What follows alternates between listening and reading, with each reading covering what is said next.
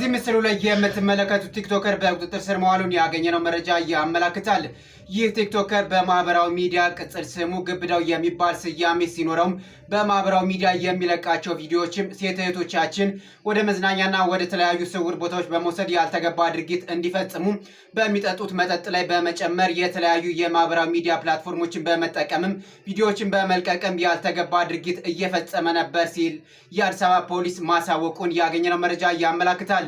ይህ ቲክቶከርም እንግዲህ ከኢትዮጵያ ባህልና እሴት ውጭ የሆኑ ተግባራቶችን በማህበራዊ ሚዲያ በማሰራጨትም የተለያዩ ስራዎችን ሲሰራ መቆየቱን የአዲስ አበባ ፖሊስ ጠቅላይ መምሪያ አሳውቋል።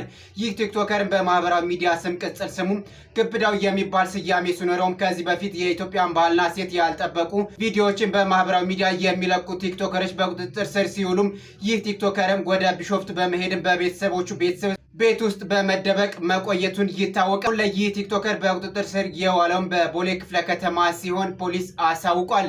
እንደነዚህ አይነት መረጃዎችን በማህበራዊ ሚዲያ መልቀቅ ከባህልና እሴት ውጭ የሆኑ መሆናቸውን አውቀው ሌሎች ቲክቶከሮችም ከኢትዮጵያ ባህልና እሴት ውጭ የሆኑ ቪዲዮዎችን ወደ ማህበራዊ ሚዲያ ድረገጻቸው እንዳያስተላልፉ ጥንቃቄን አስተላልፏለኝ።